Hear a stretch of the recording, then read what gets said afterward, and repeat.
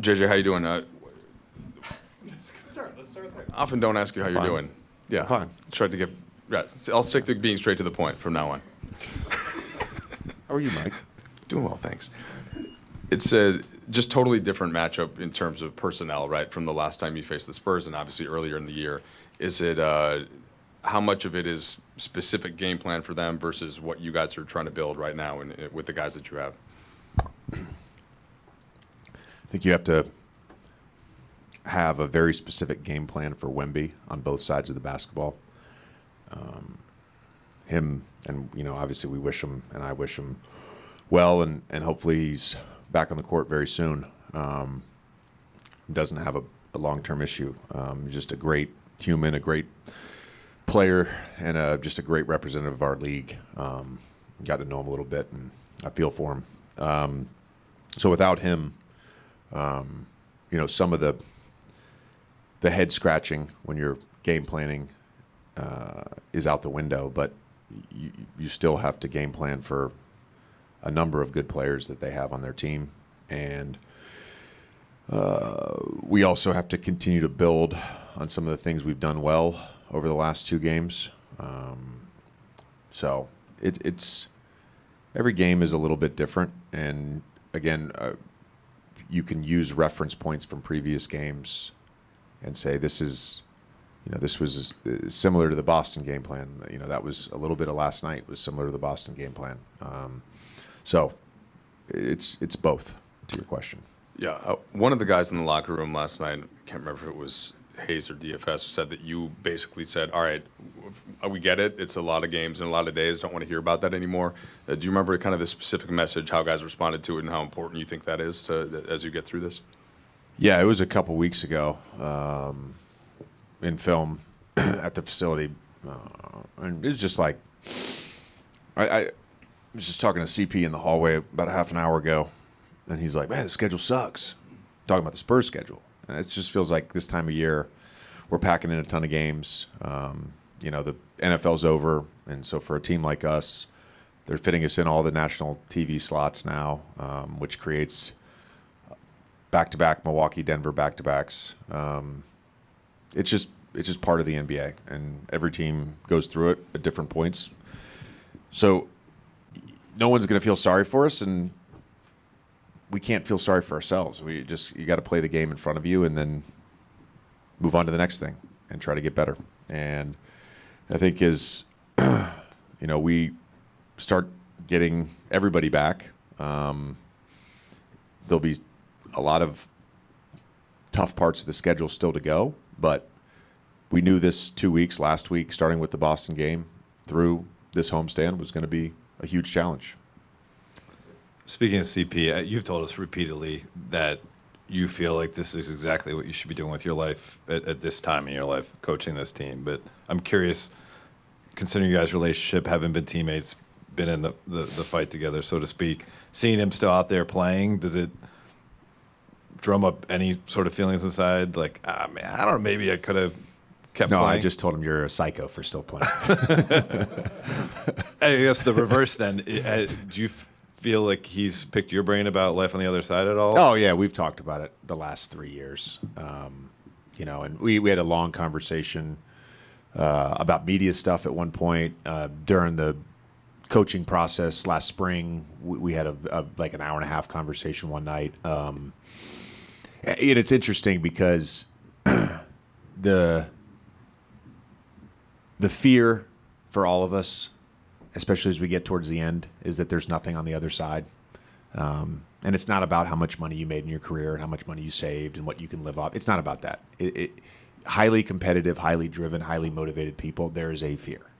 And that is CP. And the crazy thing is he could do anything he wanted to do because of who he is and how he's carried himself and the career he's had and the reputation that he has and the person he is. And he still wants to play the game. And that says a lot about him. And he's a great dad and great husband, and he's still chasing the little orange ball around like we all did when we were kids. And to me, that's like, love that. LeBron had an encore workout the other day. How did that go in terms of what he's been able to do, and it seems like the way the schedule is stacked, as these guys are ramping up, they're going to have to do a lot of it without a practice or without. Is that kind of the way you view this, easing them back in, or is there a way to get them on the court for contact and stay ready games and stuff like that? Very unlikely that there's stay ready games for Rui and LeBron, and I'd have to look at the next 3 weeks, but very unlikely there's a practice. I think there's a practice in April. I mean, it's just the reality of playing every other day, and you know, even if we do something on the court, there's not going to be any live contact in between game days. So, you know, they're just going to have to ease their way back in. You know, some of us have had to do that. I had to do it a few times. It's ideal to have a practice, but I just don't think that's realistic right now. You do it with like minutes restrictions and things like that. Is that the way you kind of try to cut that corner? Yeah, we'll like we've done all year. We'll work with our you know, Leroy and our medical team, and obviously with LeBron, with Mike, and who knows his body better than anybody, and make sure these guys are covered and safe. Kind of two, but got to follow up to that. Just what's Rui able to do at this point in his return to play process? 3v3. There we go. 3. Yeah. And you were asked a question about Trey yesterday, also about Jordan. I think he has 7 games left remaining as part of the 2-way contract, especially as you guys try to get guys back. How are you going to try to balance just his playing time, especially as it becomes so important to the rotation? Yeah, it's very complicated because he's really earned you know, the trust of the coaching staff, but you know, this is unfortunately the nature of the 2-way contracts and having a full roster. So again, it's something similar to Trey. We're just going to manage. I think with guys being out, we can't really afford to have them out of the rotation right now, and then you know, we'll see as we get healthy. Back to Wemby, could you elaborate a bit about what you like about him as a person? What sticks out about his personality? Yeah, you know, I had the fortune of having him on my podcast before he got drafted, and that's not a plug for the podcast. It's just a fact. It's an event that happened. Was really struck by his maturity and thoughtfulness, and I think there are a lot of people in any industry that are talented and have success or are going to have success, and they're looking for what can I get versus what can I give, and he's a what can I give person, and that's not just because he gave my kids a signed jersey. Like I'm close with a lot of people in the Spurs front office because I worked with them in Orlando, and I hear all the stories. He's one of one. I wanted to ask you a little bit about Bronny. I think he's averaging 17 or 18 points in the G League, which he didn't do that in college or in high school. So you might say scoring the ball is one aspect, but how has he improved from the start of the year, and how much of that was the time that he spent in the G League? Yeah, I think he's really embraced the G League. Zach has done a wonderful job with his development. That staff has done a wonderful job with his development, and obviously, our crew as well, having communication with them and getting updates. And when he's been with us, I think he's been fantastic in practices. And lately in games, I think he's been really solid. And the biggest area of improvement is probably just his playmaking, and I don't mean that just in terms of passing, but just his ability to play on and off the ball as a decision maker, either a scorer or a passer. And with that, his confidence level and level of aggression has grown. And for a young player, those are two really important things.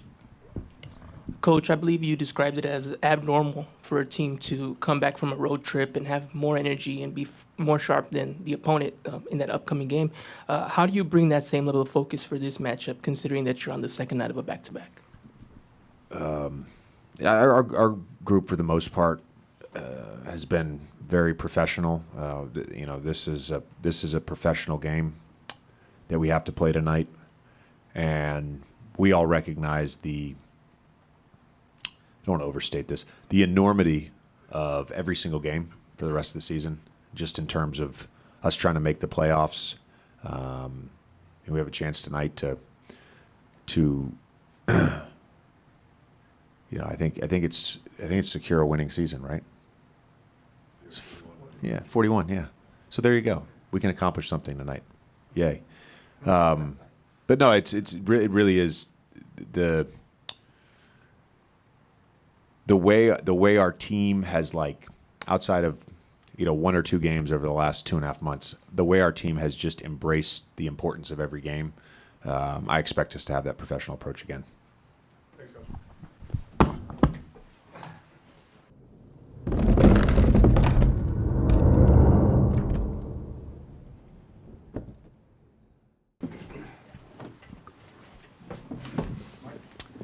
JJ, there are a lot of nights in the NBA where your one team is going against a team that's shorthanded, and there's just kind of that mental hurdle tonight. Like Minnesota lost at home, Golden State loses at home.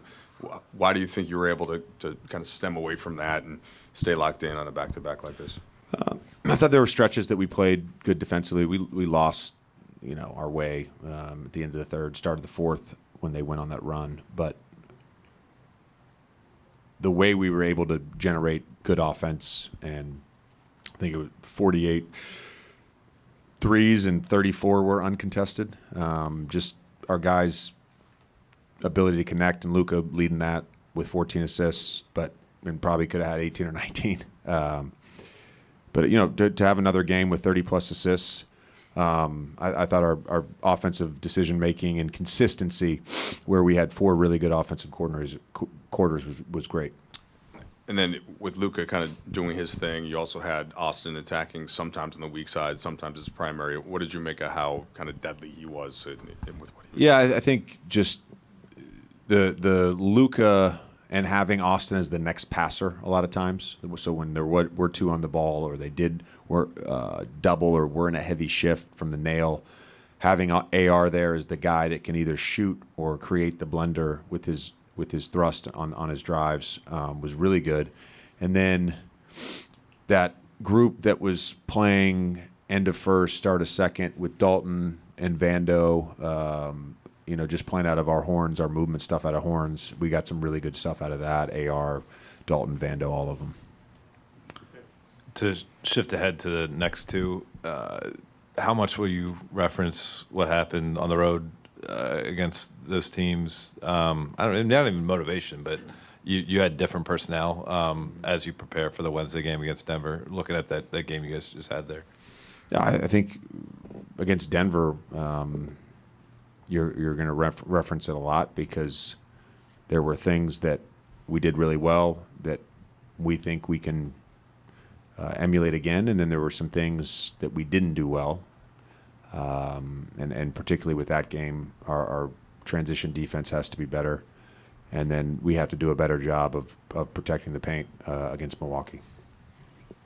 JJ, I don't think you'll play a lot of games necessarily. We'll shoot almost 53s, and 70% will be. I lost you there for a second. I was doing the I'm going to math. play no games. I'm not going to play any games. I'm done. Feels more like a Mike question than one for me. But the thing I'm wondering is are you guys unlocking stuff offensively in terms of, that was always going to follow kind of the defensive part of it, but are you seeing that guys are getting more comfortable playing with Luka, finding the right spots, the cuts, the when to flare, and all of that stuff? And is this maybe a harbinger of the things you guys can be offensively? Yes, and I think for us to fully unlock our team offense, we need to be whole. Again, going back to our group and their responsiveness to everything throughout the season, They generally have done an outstanding job. When we've challenged them on certain things, they've responded.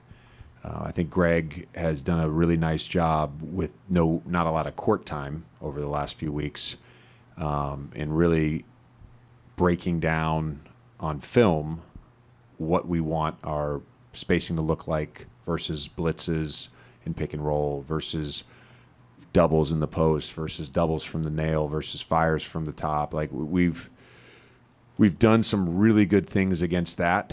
And then just if they're not going to double and they're not going to blitz, like our packaging around that has I think been good. And even in some of the games where we haven't necessarily had a great offensive rating, you can kind of attribute that to turnovers and missing shots. I mean, even just the last 2 games, our rim efficiency was really, really poor. I think we were like 10 for 23 at the half against Denver, and it wasn't great yesterday against Phoenix either. So I think it's all going to come together where, we're finishing, we're passing, we're taking care of the basketball, and we're making threes. But pleased with how we're able to generate good looks fairly consistently. I think it was after the Brooklyn loss. You mentioned, either before or after, you mentioned wanting to install more off-ball actions or taking them from ATOs and installing them just part of your regular offense. Seems like you guys had an emphasis on that these past couple games, especially doing it early. What does that do for your offense when you're able to get AR or even Luka coming off of screens, coming off a ball, and they initiate actions that way instead of do pick and rolls or just? I think with AR, it's just like getting a body off of him where he can really not have to work as hard with the dribble to create an advantage and get downhill. And obviously, he can make threes off screens too. With Luka, I think the off-ball stuff is really good because if we do a good job of forcing over and setting screens, he's catching the ball and he's already got the angle, and it's not trying to create an angle from a static position. So that's been good. And then the last thing, I think tonight was a great example. When you're running some off-ball stuff as plays, then you can layer in different options out of ATOs, and our guys executed some good stuff tonight. Thanks, Coach.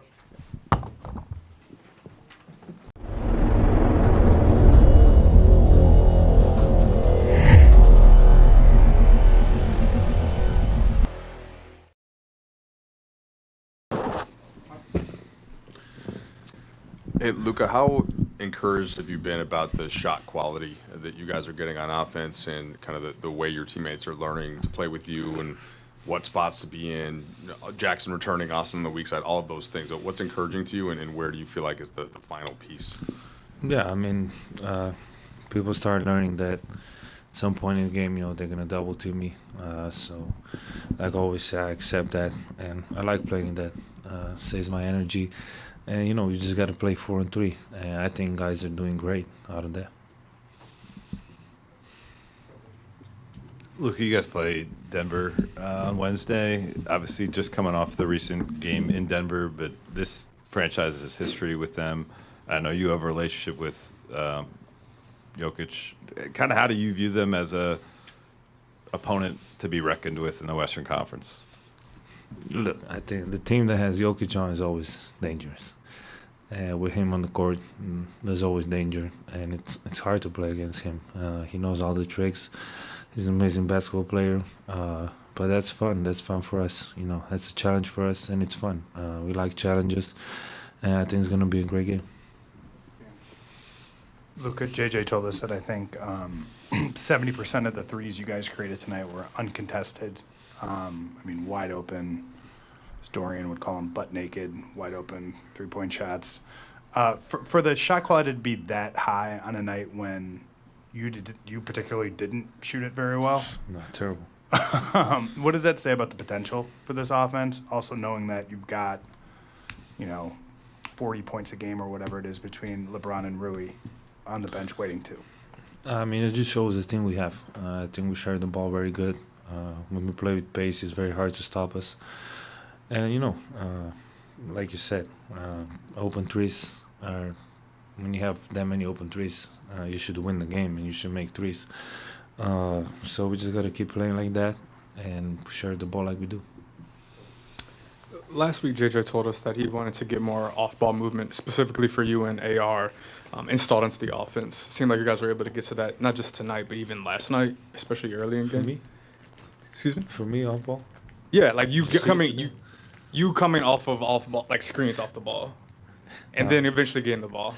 Yeah, I know what you're saying. I'm kidding.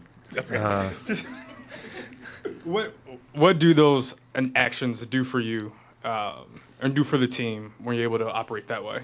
Makes my life easier. Those actions that he put. There was one ATO today that we ran it twice, and it was just for an alley-oop. So that explains JJ's mind, the way he sees basketball. It's amazing. But just me and AR coming off the ball, it helps me and him and everybody else because we do it with pace. And it's hard to stop us. Luka, Dalton Knecht had another solid game tonight. He led the team in scoring. What have you seen from him during your time here that's helped impact winning? Who you said? Dalton. Dalton, yeah. I mean, he had a great game. He had a lot of great games. He's learning how to play. I'm learning how to play with him. And, he's a promising rookie for sure. Luka, čau. Prvo vprašanje, mogoče, koliko se trenutno zabavaš, glede na to, da te vidimo nasmejanega, tudi kar nekaj heca je bilo v slačilnici prej, koliko se trenutno zabavaš v novi ekipi? Super je. Mislim, da, ko bi rekel, vsi v slačilnici so super.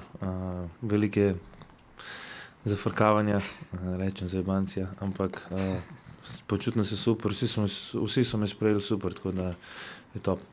Še vprašanje povezano z Denverom. Nazadnje, ko si igral proti Denverju, ste zmagali, to je bila ena pomembna zmaga za ekipo, pa tudi za tvoj prihod. Koliko se veseliš igrati proti Nikoli? Ja, mislim, te tekme so zmer težke. Meni težke tekme so zmer ekstra motivacija, tako da zelo se veselim te tekme. Ziher. Luka, you obviously had a lot of admiration for LeBron and had watched him play growing up and stuff like that, but I'd only seen Austin a couple times a year when the Lakers would come through Dallas. It seems like the two of you guys are finding chemistry in pretty good ways on the court. What do you like about the way he approaches the game? I mean, this guy just scored 30 in his 4 game in 5 days. That explains everything. But he's an amazing player. For him to go undrafted is unbelievable. And, it's not easy to go undrafted and then play at this level. And it's amazing just to be by his side. Thank you. Yeah, pull my